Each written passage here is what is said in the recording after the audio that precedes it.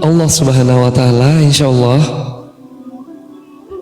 kali ini aku mau mengisahkan satu buah kisah dengan judul Wanita Beriman dari Keluarga Fir'aun. Ya, wanita beriman dari keluarga Fir'aun.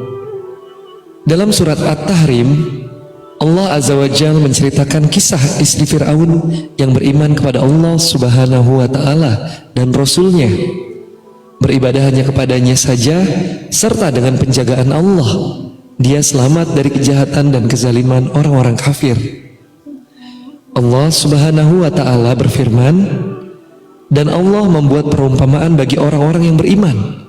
Istri Fir'aun ketika ia berkata, "Ya Robku, bangunkanlah untukku sebuah rumah di sisimu dan dalam surga, dan selamatkanlah aku dari Fir'aun dan perbuatannya, dan selamatkanlah aku dari kaum yang zalim." Quran surat At-Tahrim atau surat ke-66 ayat 11.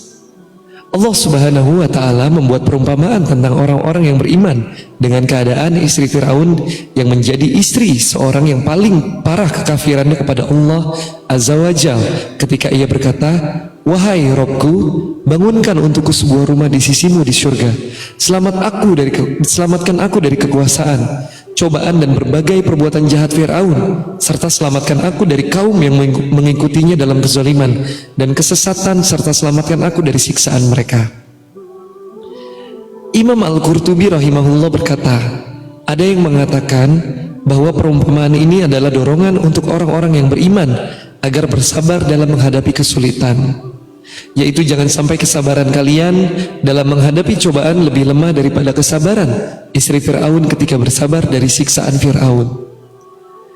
Asiyah binti Muzahim, istri Fir'aun, mengimani risalah yang dibawa oleh Nabi Musa alaihi salam. Oke teman-teman semua, jadi istri Fir'aun ini bernama Asiyah binti Muzahim. Ya teman-teman semua, Asiyah binti Muzahim, istri Fir'aun, mengimani risalah yang dibawa oleh Nabi Musa alaihi salam, ya. Jadi pada saat itu teman-teman semua, pada masa kenabian pada zaman Fir'aun itu, Nabi Muhammad belum diutus teman-teman semua, ya. Jadi pada saat itu adalah Nabi Musa alaihi salam yang sedang menyiarkan tauhid, ya teman-teman semua, ya, yang diutus Allah untuk menyiarkan atau berdakwah, ya teman-teman semua, ya. Berawal dari perintah Allah Subhanahu wa Ta'ala kepada ibu Musa untuk memasukkan Musa ke peti dan menghanyutkannya ke sungai Nil. Lalu sungai itu membawanya ke tepi dan diambil oleh istri Fir'aun. Lalu Allah Azza wa Jalla telah melimpahkan kasih sayangnya, dan akhirnya Musa diasuh dalam pengawasan Allah di istana Fir'aun yang merupakan musuh Allah dan musuhnya. Allah Subhanahu wa Ta'ala berfirman, "Maka dipungutlah ia oleh keluarga Fir'aun, yang akibatnya dia menjadi musuh dan kesedihan bagi mereka. Sesungguhnya Fir'aun dan Haman beserta tentaranya adalah orang-orang yang bersalah. Dan berkatalah istri Fir'aun, ia adalah penyejuk mata hati bagiku dan bagimu. Janganlah kamu membunuhnya. Mudah-mudahan ia bermanfaat kepada kita, atau kita ambil ia menjadi anak." Sedang mereka tiada menyadari. Quran surat Al-Qasas atau surat ke-28 ayat 8 sampai dengan 9. Teman-teman semua, sedikit sebelum kita lanjut, aku mau mengisahkan teman-teman semua, ya. Jadi teman-teman semua, ini kisah nyata, ya. Jadi Nabi Musa alaihi salam, teman-teman semua, pada zaman Fir'aun, teman-teman semua, itu Fir'aun sangat keji, teman-teman semua, ya. Kekejiannya itu pada saat itu, ya, pada saat itu luar biasa sekali, teman-teman semua, ya. Setiap orang yang punya anak laki-laki itu pasti anak laki-lakinya akan dibunuh, teman-teman semua, ya, akan dibunuh anak laki-lakinya. Yang disisakan anak perempuan, gitu teman-teman semua, ya. Jadi yang melahirkan anak laki-laki akan dibunuh. Nah, untuk itu ibu Musa alaihi salam menaruh Nabi Musa ketika dilahirkan di dalam peti, teman-teman semua, di dalam peti, lalu dihanyutkanlah, ditaruh di atas sungai, ya teman-teman semua, ya, di atas sungai, teman-teman semua, ya. Kemudian air sungai itu mengalir dan diambillah atau ditemukanlah oleh istri Fir'aun yang bernama Asiyah tadi, ya teman-teman semua, ya. Kemudian ini di dalam satu hadis, di dalam Quran, teman-teman semua, disebutkan, maka dipungutlah ia oleh keluarga Fir'aun, yang akibatnya dia menjadi musuh dan kesedihan bagi mereka. Sesungguhnya Fir'aun dan Haman beserta tentaranya adalah orang-orang yang bersalah. Dan berkatalah istri Fir'aun. Nah, ini perkataan istri Fir'aun yang bernama Asiyah ya teman-teman semua. Ia atau Nabi Musa adalah penyejuk mata bagi hati, penyejuk mata hati bagiku dan bagimu. Bagimu itu maksudnya Fir'aun ya. Janganlah kamu membunuhnya. Mudah-mudahan ia bermanfaat kepada kita atau kita ambil ia menjadi anak, sedang mereka tiada menyadarinya. Gitu ya teman-teman semua ya. Quran surat Al-Qasas ayat 28 atau surat ke-28 ayat 8 sampai dengan 9. Teman-teman kita lanjutkan ya. Asiyah mengasuh Musa. Para ahli tafsir menyebutkan bahwa para budak perempuan telah memungut Musa dari sungai Nil yang dihanyutkan dalam peti tertutup.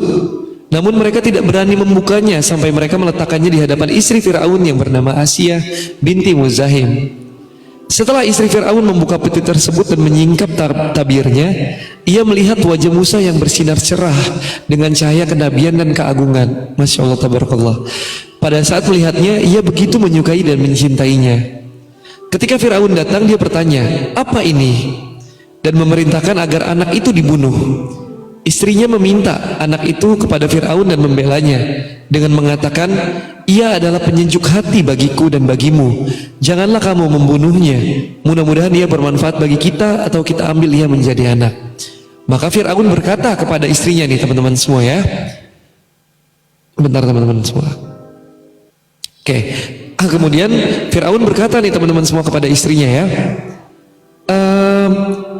Bagimu mungkin bermanfaat, namun bagiku tidak.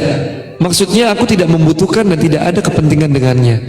Jadi teman-teman semua ketika Ibunda Asiyah berkata seperti itu kepada Fir'aun, Fir'aun menolak dengan sangat keras ya.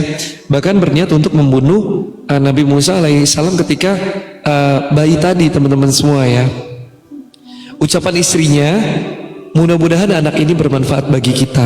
Ucapan ini sudah menjadi nyata teman-teman. Maksudnya Allah Azza wa Jalla telah menganugerahkan manfaat yang diharapkannya itu. Di dunia, ia mendapatkan petunjuk melalui anak tersebut. Sedangkan di akhirat, ia menempati surga juga karenanya. Perkataannya atau kita ambil ia menjadi anak yaitu dengan cara mengadopsinya. Karena keduanya belum punya keturunan teman-teman semua ya. Allah berfirman yang artinya sedang mereka tidak menyadarinya. Maksudnya mereka tidak mengetahui apa yang dikehendaki Allah padanya. Dan dinukil dari Ibnu Abbas radhiyallahu anhu, Rasulullah SAW bersabda, "Demi Allah, seandainya Fir'aun mengatakan ia adalah penyejuk hati baginya sebagaimana yang dikatakan istrinya, maka Allah akan memberikan hidayah sebagaimana istrinya mendapatkan hidayah. Akan tetapi Allah mengharamkan hal itu bagi Fir'aun." Ketika dalam pengasuhan di istana Fir'aun, Musa kecil pernah menarik jenggot Fir'aun dan itu menyebabkannya murka sampai ingin membunuhnya. Namun Asiyah mencegahnya dan mengatakan bahwa dia hanya seorang anak kecil yang tidak mengerti apa-apa. Akhirnya Fir'aun menguji akalnya dengan meletakkan kurma dan bara api di hadapan Musa. Kemudian Musa ingin meraih kurma, namun raja itu mengarahkan tangannya ke bara api. Maka Musa kecil mengambilnya dan meletakkan di atas lidahnya. Akibatnya lisan Musa mendapatkan kepelatan atau kurang sempurna dan kurang jelas dalam mengucapkan kata-kata. Wallahu alam. Karenanya Fir'aun berkata, bukankah aku lebih baik dari orang yang hina ini dan yang hampir tidak dapat menjelaskan perkataannya. Quran surat Az-Zukhruf surat ke-43 ayat 52. Sebab keimanan Asiyah. Ketika terjadi pertarungan antara tukang sihir Fir'aun dengan Nabi Musa, Asiyah istri Fir'aun ikut menyaksikan seraya berdoa kepada Allah Azza wa Jal untuk kemenangan Musa melawan Fir'aun dan tukang sihirnya. Jadi teman-teman semua, pada saat itu Nabi Musa alaihi salam menantang Fir'aun teman-teman semua, ditantang oleh Fir'aun teman-teman semua ya. Fir'aun ini menyediakan penyihir-penyihir terhebatnya pada masa itu menurut versinya si Nabi Musa alaihi salam, menurut versinya si Fir'aun ya teman-teman semua ya. Nah terus ketika itu disaksikan oleh istri Fir'aun yang bernama Asiyah teman-teman semua ya. Dan istri Fir'aun yang bernama Asiyah ini seraya berdoa kepada Allah Azza wa Jalla untuk kemenangan Musa melawan Fir'aun dan tukang sihirnya. Pengikut Fir'aun yang melihatnya menyangka bahwa dia mencurahkan perhatiannya karena rasa simpatinya terhadap Fir'aun dan pengikutnya, padahal sesungguhnya kegundahannya dan harapan kemenangan hanya kepada Musa. Ibnu Jarir rahimahullah berkata, istri Fir'aun bertanya, siapakah yang menang dalam pertandingan ini? Maka dikatakan kepadanya, yang menang adalah Musa dan Harun. Maka dia berkata, aku beriman kepada Robnya Musa dan Harun. Peristiwa yang baru disaksikan adalah sebuah bukti dari kekuasaan Allah Subhanahu wa Ta'ala yang mampu membuka mata hatinya untuk menerima keimanan sebagai pegangan hidup. Seketika itu Asia menyatakan diri sebagai muslim. Masya Allah, tabarakallah ya teman-teman semua. Seketika itu Asia menyatakan diri sebagai muslim, bahkan dia juga berani berterus terang kepada Fir'aun. Oke, Kokodrat, ujian keimanan. Fir'aun yang mengetahui keimanan istrinya bergegas keluar menemui para pembesarnya. Jadi teman-teman semua, saat Fir'aun tahu nih bahwa Ibunda Asia menyatakan keimanannya, dia langsung, Fir'aun ini kayak meradang teman-teman semua ya. Hatinya ini nggak tenang, bahkan langsung menemui para pembesarnya atau pembisiknya ya. Dia berkata kepada mereka, apa yang kalian ketahui tentang Asia binti Muzahim? Mereka memuji dan menyebutkan kebaikannya Asia. Maka Firaun berkata, sesungguhnya dia beribadah kepada Tuhan selain aku. Kemudian para pembesarnya mengatakan, kalau begitu bunuh saja dia. Nah teman-teman semua, ini pada saat itu Firaun ini memposisikan dirinya sebagai Tuhan ya teman-teman semua ya. Tuhannya daripada manusia ya teman-teman semua. Nah Firaun mengatakan itu kepada para pembisik atau pembesarnya teman-teman semua. Kemudian pembesarnya ini mengatakan kepada Firaun untuk membunuh si istrinya ini teman-teman semua, karena menyembah Tuhan yang lain ya, atau Tuhannya Nabi Musa alaihi salam. Kemudian para pembesarnya mengatakan kalau begitu bunuh saja dia. Lalu disiapkan baginya tiang-tiang pasak, kemudian kedua tangan dan kakinya diikat. Asia berdoa, wahai Robku, bangunkan untukku di sisimu rumah di surga. Dan Fir'aun datang ketika Asia sedang tertawa karena diperlihatkan rumahnya di surga. Masya Allah. Maka Fir'aun berkata, apakah kalian tidak heran melihat kegilaannya? Ketika kita menyiksanya namun dia malah tertawa. Maka kemudian Allah pun mencabut nyawanya. Dari Ibnu Jarir rahimahullah, Fir'aun mengirim utusan kepada Asia dan mengatakan, carilah batu yang paling besar. Bila dia masih tetap dalam keimanannya, maka timpakanlah batu itu kepadanya. Namun jika dia menarik kembali perkataannya, dia tetap istriku. Ketika para utusan itu datang, Asia mengangkat pandangannya ke langit dan melihat rumahnya di surga. Maka dia tetap dalam keimanannya, lalu nyawanya dicabut. Para utusan itu menimpakan batu besar tadi ke jasad yang sudah tidak ada ruhnya. Masya Allah, tabarakallah ya teman-teman semua. Ini sebelum kita lanjut, begitu besar keimanan seorang Asia, istri daripada Fir'aun ya teman-teman semua ya, manusia yang Allah laknat teman-teman semua ya, karena kesombongannya ya, manusia paling sombong dalam sejarah kehidupan, dalam sejarah yang ada di muka bumi ini teman-teman semua ya, tetapi memiliki istri yang begitu mulia teman-teman semua ya. Keimanannya, keteguhan hatinya sungguh-sungguh besar teman-teman semua ya. Jadi pada saat itu Fir'aun mengirim utusannya untuk membunuh Asia. Asia diikat di tiang-tiang, kemudian diancam. Pasukan Firaun ini disuruh oleh Firaun, kalau misalnya Asia mau menarik kata-katanya dan untuk tidak beriman kepada Tuhan selain Firaun, maka dia tetap istrinya Firaun. Tetapi kalau misalnya Asia tidak mau menarik kata-katanya, maka timpakan batu yang besar tadi. Tetapi teman-teman semua, sebelum ditimpakan batu tersebut tadi, ketika Asia menatap ke langit, ditampakkannya teman-teman semua surga yang begitu indah kepada Asia, istri daripada Fir'aun tadi ya teman-teman semua. Masya Allah. Dan kemudian dicabut nyawanya ya oleh Allah Azza wa Jalla teman-teman semua. Kemudian batu yang besar tadi ditimpakan kepada Asia, ibunda Asia tadi teman-teman semua ya, tetapi sudah nggak ada ruhnya teman-teman semua, tinggal jasadnya teman-teman semua ya. Dengan demikian Asia selamat dari siksaan pukulan batu yang akan dibenturkan oleh utusan Fir'aun.